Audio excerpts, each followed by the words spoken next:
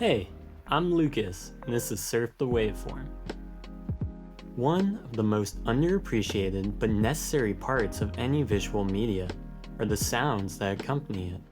One of the most interesting genres of movie in terms of sound design is that of science fiction. Today, we're talking about sci-fi weapon sound design, namely lasers. As far as I'm concerned, there are 4 kinds of lasers you can use or make for any of your sound design projects. The first is something I will call the Star Wars laser. First appeared in Star Wars: A New Hope. Legendary sound designer Ben Burtt created all the audio for the first 3 Star Wars films. The sound was created by tapping a metal guide wire on an electrical tower.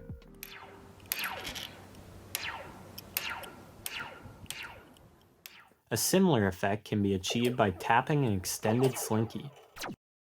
Pitching and more layering can create a larger, more full laser sound.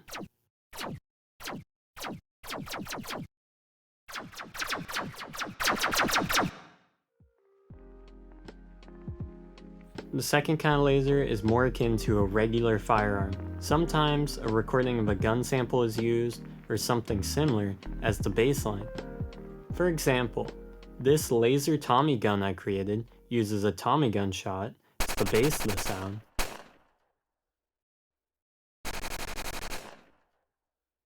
Then I added some welding sparks to the attack. And a phasey rocket takeoff-like sound for the tail.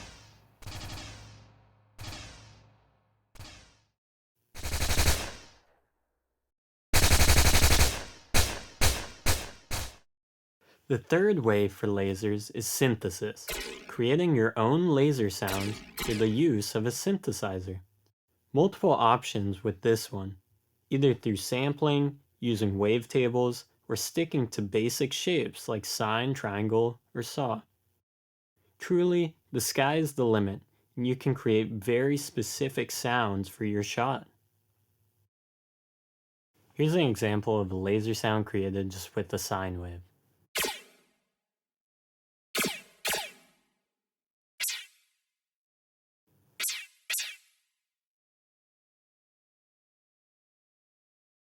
The actual laser part of the sound is being created when you modulate the pitch up and down. You can draw in an LFO for the way you want the pitch to behave.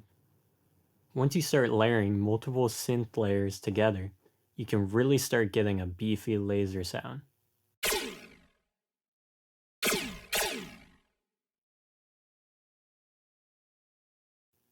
The fourth option is a combination of all 3. Maybe you start with a slinky layer and add a synthesized charge up to it. Maybe you start with a gunshot and add some effects.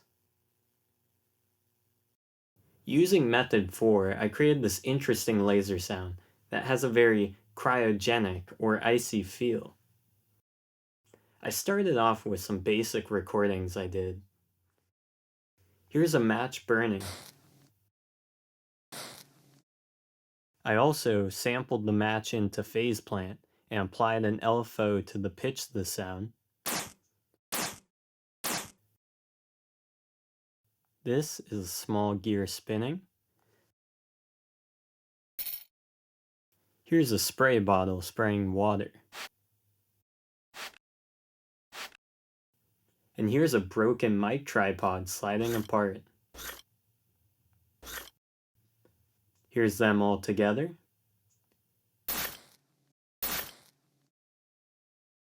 Most of the sound is coming from the effects. I have a limiter and transient shaper to make it feel more like a shot. The main effect is manipulator, which is doing frequency shifting and granular pitching. A doubler is also adding some interesting elements and extending the tail. There's also a slight echo.